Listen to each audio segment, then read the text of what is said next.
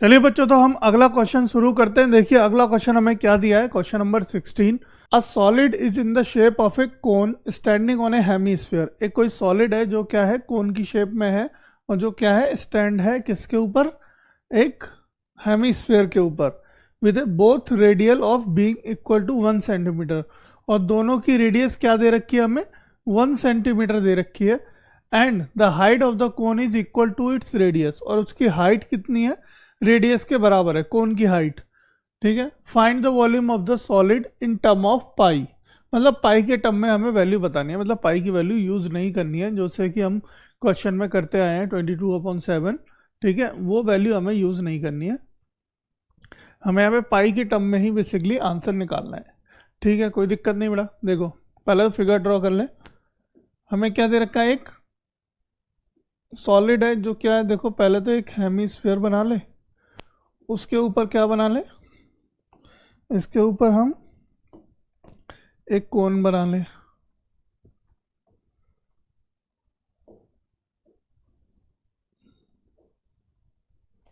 है ना, ऐसा कुछ सॉलिड है, इस तरीके का कुछ सॉलिड दे रखा है हमें। अब देखो यहाँ पे क्या है कि उसने जो दिया है कि दोनों की ही रेडियस, यानी कोन की और हेमीस्फीयर की रेडियस कितनी है, 1 सेंटीमीटर है। ठीक है, और यहाँ पे क्या दिया हमें, और दिया उसने कि जो हाइट है वो उसकी रेडियस के बराबर है, यानी जो इसकी कोन की हाइट है वो भी कितनी होगी, 1 सेंटीमीटर होगी। है ना, तो ये 1 सेंटीमीटर हाइट हो गई, 1 सेंटीमीटर रेडियस हो गई, दोनों की ही हमारे पास रेडियस दे रखी है। ये 1 सेंटीमीटर और ये हाइट भी 1 सेंटीमीटर। ये फिगर बन गया हमारा। ठीक है बेटा, देखो ये 1 सेंटीमीटर रेडियस हेमीस्फीयर है, तो ये भी 1 सेंटीमीटर होगा। है ना, यहाँ तक तो सारी कॉन्सेप्ट आपके क्लियर हो गए होंगे अब तक। है ना, तो चलिए आगे सॉल्व करते हैं हम इस क्वेश्चन को। देखो हमें क्या निकालना है, हमें वॉल्यूम निकालना है पूरे सॉलिड का पाई के फॉर्म में। ठीक है बेटा, देखो तो यहाँ पे क्या निकालेंगे, basically total volume of the solid.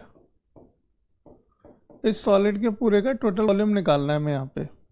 तो क्या होगा, देखो पहले तो होगा volume of cone plus volume of hemisphere. Hemisphere, तो वॉल्यूम ऑफ कोन क्या होता है, 1/3 pi R square H, 1/3 pi R square H, plus volume of hemisphere क्या होता है, 2/3 पाई आर क्यूब होता है, पाई आर स्क्वायर होता है, पाई आर क्यू होता है ना, क्या होता है, पाई आर क्यू। तो ठीक है, देखो अब यहाँ से हम पाई आर स्क्वायर कॉमन ले लें, पाई आर स्क्वायर, क्योंकि रेडियस दोनों के लिए सेम है तो ले सकते हैं कॉमन। है ना बेटा, तो अंदर देखो क्या बचेगा हमें, हमारे पास 1/3 इंटू एच, प्लस यहाँ क्या बचेगा 2/3 इंटू आर, एक आर बचेगा। अब देखो पाई की वैल्यू तो हमें रखनी नहीं है, तो पाई को एज इट इज रखेंगे, आर की वैल्यू रखते हैं। आर कितना है, रेडियस 1 दे रखा है, दोनों का रेडियस अलग अलग नहीं है, मैंने इसलिए दोनों को अलग अलग नाम नहीं दिए, दोनों को रेडियस ही रखा है, यानी आर है दोनों। अगर अलग अलग दिए होते हैं तो हम R1 R2 मान लेते हैं, या R डैश मान लेते हैं। ठीक है बेटा, इनटू हाइट, हाइट कितनी दी है, 1 दे रखी है, प्लस 2/3 इंटू आर कितना है, 1। ठीक है, जल्दी से सॉल्व करो। देखो ये 1 का स्क्वायर तो 1 हो गया, पाई आया। अब क्या है हमारे पास यहाँ, 1 इंटू 1 1 हो गया, 1/3 प्लस 2/3। ठीक है, अब देखो पाई, ये कितना हो गया, एलसीएम लोगे 3, तो 1 + 2, ये ऊपर हो गया 3, तो ये 3 से 3 क्या कट जाएगा, कट जाएगा, यानी 3/3 हो जाएगा। 3 से ये 3 कट गया, तो क्या आ गया आंसर, आंसर आ गया बेटा पाई। क्या आंसर आ गया, पाई आंसर आ गया हमारा। पाई मतलब 4th option, option number 4 answer आ गया आपका